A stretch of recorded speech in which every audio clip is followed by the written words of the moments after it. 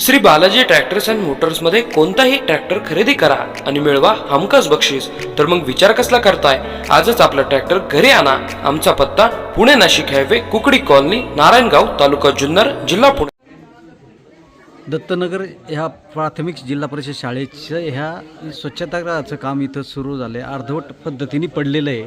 आता जर आपण पाहिलं आत आल्याच्या नंतर तर इथं आता तुम्ही जसं तसं पडलं आहे. काहीतरी 4-5 महिन्यापासून जसं अर्धवट काम, सिमेंटच्या गोणी तशात, इथं वॉश बेसिंग आहे किंवा इथं शौचालयाचं भांडं पडलं आहे, इथं ते अर्धवट काम. आता शाळा सुरू झाल्याच्या नंतर विद्यार्थ्यांचा प्रश्न निर्माण होणार आहे का त्यांनी ह्या सगळ्या विद्येसाठी जायचं कुठं? उघड्यावर जायचं की कुठं ऊसाच्या फडात जायचं? ऊसाच्या फडात जावं तर बिबट्याची भीती, आणि इथं तर ग्रामपंचायतीवतीने करण्यात आलेलं काम अर्धवट पडलेलं आहे. याबाबत आपल्याकडे आता एक ग्रामपंचायत सदस्य आहेत, समीर अण्णा गायकवाड. अण्णा, तुमच्या प्रभागातलं हे काम आहे, हे काय ग्रामपंचायतीच्या वतीने चाललं? हे अर्धवट पडले, आता शाळा सुरू झाल्या, तुम्ही काय सांगाल? आपण सदर कामाचे ठेकेदार प्रसाद गुंजाळींशी कॉन्टॅक्ट केला होता. त्यांनी आता जवळपास 1-2 महिने सुट्टी होती शाळेला, त्यांचं काम चालू होतं.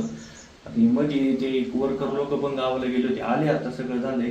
फक्त ते एस्टिमेटनुसार त्यांनी केले, पण आता आपल्याला ते बरोबर नाही झालं. म्हणजे इथं आता काही गोष्टी पाहिल्या तर तिथं बाल्टी वगैरे ठेवायची ना, सोय व्यवस्थित दिसत नाही.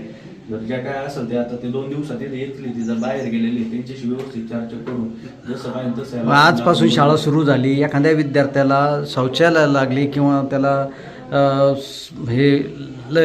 लघुशंकेची वेळ आली तर त्यांनी कुठं ऊसाच्या फडात जाऊन बिबट्यांचा हल्ला करून घ्यायचा का काय?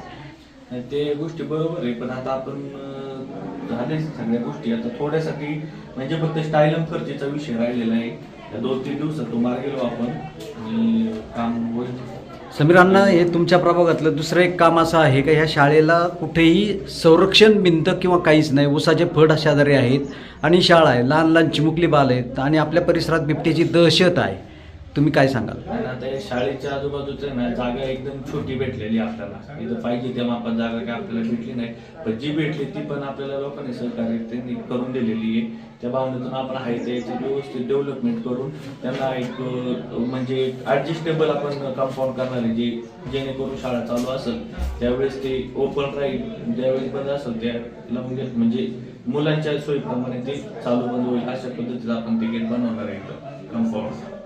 आपल्या शाळेत लहान लहान मुलं येतात. इथं पाहिलं गेलं तर संरक्षण भिंत कुठेही दिसत नाही, बिबट्याची दहशत आहे. ह्या मुलांचं संरक्षण करण्यासाठी कसं केलं जातं, काय नियोजन आहे? संरक्षण करण्यासाठी फक्त ऊसाच्या कडे जाळी मारायची नियोजन झालेलं आहे फक्त, कारण मधून रस्ता असल्यामुळं कंपाऊंड शाळेत टाकण्याला जागा कमी आहे शाळेत, त्याच्यामुळं मैदान राहणार नाही आणि रस्ता असल्यामुळं कंपाऊंड टाकता येणार नाही. ऊसाच्या कडेने ग्रामपंचायत जाळी मारणार नाही, ग्रामपंचायत इथं जाळी मारून संरक्षण करायचं प्लॅन. देणार.